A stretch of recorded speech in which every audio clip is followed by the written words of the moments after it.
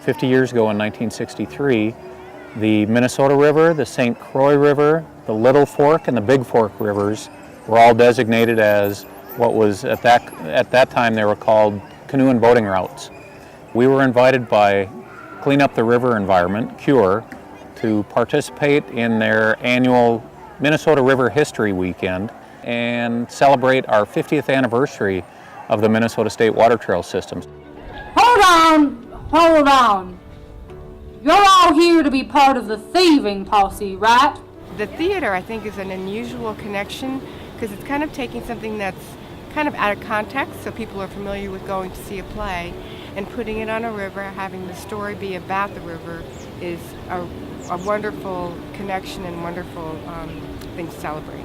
We're really interested to see if an event like Paddling Theater will bring more people to the region and bring more people out onto the river that might not have otherwise gone. So how arts can be a catalyst for getting more folks interacting with the environment.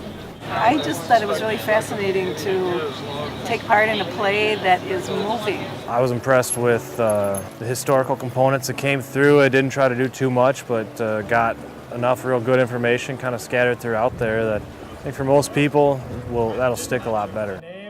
And this here Steadfast craft is one of the longest running paddle boats on this great river, the Franklin Steel. This is Waylon, and Waylon is new to the area as well. He's new to the Minnesota River as of the last few weeks. He's 11 weeks old, and so he is experiencing the water anew as well.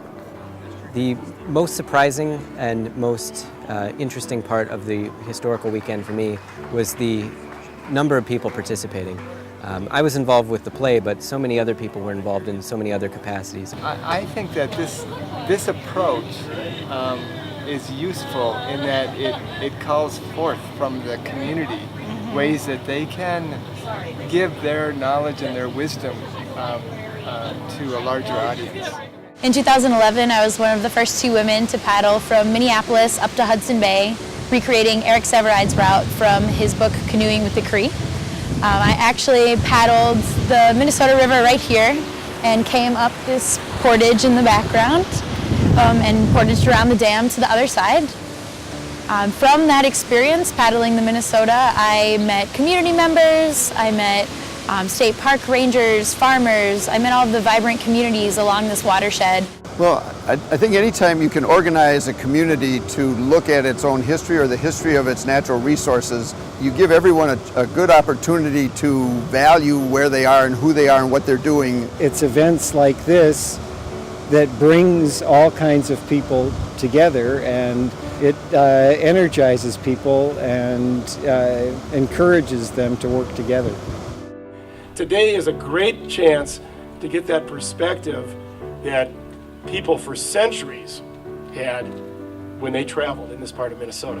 One of the cool things about getting out on a river is that you never know what's around the next bend.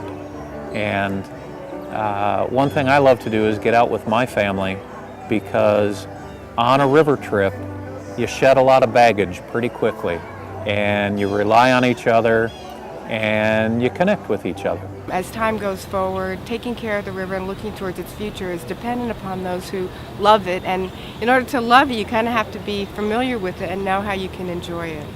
Seeing all the people involved and watching all the people, it's just such an enormous, great group of people who are involved in all kinds of levels and all kinds of ways, little kids and grandfathers, and it was fun. The river is always good, but to see people like this enjoying it, boy, Dad would have liked this. In spirit, he was right there.